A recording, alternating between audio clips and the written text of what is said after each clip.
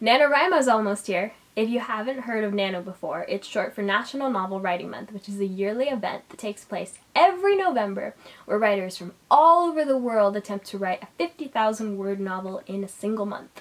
It's fun, it's terrifying, it requires a lot of snacks. A lot of snacks. Oh my God.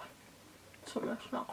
I'm still not sure if I'm participating this year, but my author YouTuber group is considering hosting some writing sprints and maybe themed videos. So subscribe and check me out on my social media channels to see what we do for that.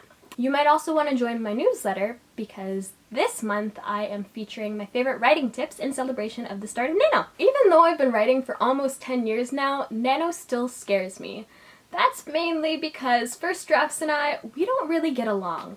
I've talked before about how much I hate writing beginnings. I made a whole video on it, and that's pretty much all the first draft is.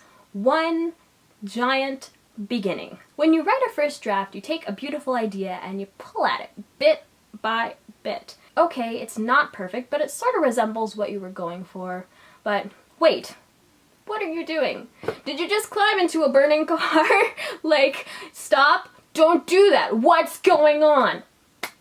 Things get very hectic, very fast, and you might think, by the way things went totally crazy just there, that I go into my books with no plot, no planning whatsoever, but I'm actually a very heavy outliner. My outline is like 50 pages. It's so big. I do like being a surprise. The problem with first drafts is that they're pretty much nothing but surprises. You'll find that your character might be completely different than you envisioned, or that the path that you were aiming for is just not possible in this book. You will likely find that your story has a mind of its own, and you aren't always on the same page. Literally. Now, there is room for magic in a first draft. When I started my current project, I did discover that my main character was different than I expected.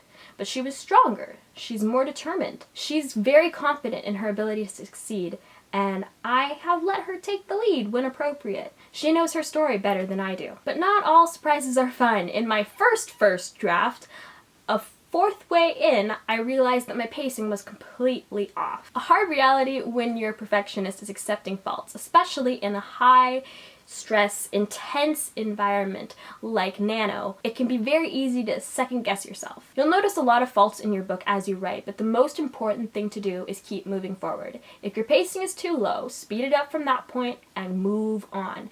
If you realize you needed to introduce a character earlier, write as if he's already been established and move on. Likewise, if you realize a character is unnecessary, drop him. Every flaw can be fixed in revision. Say it with me. Every flaw can be fixed in revision. But you won't reach revision if you don't finish the book. First drafts lie. They are nasty, deceitful little things. But you're a liar too. That's what professional authors are. They're professional liars for a living.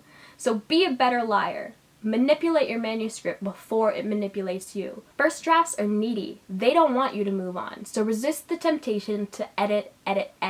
Editing comes later. Nitpicking a manuscript is attacking with a butter knife. Revision is going into battle with a sword. So be nervous, be afraid. Those feelings never really go away, no matter how practiced you are. But don't let your fear keep you from succeeding.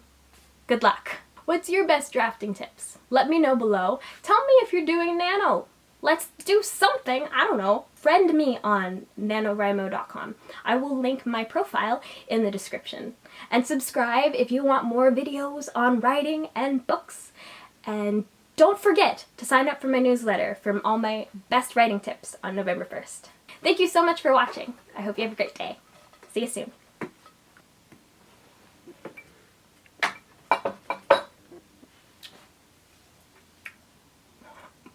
Too much next.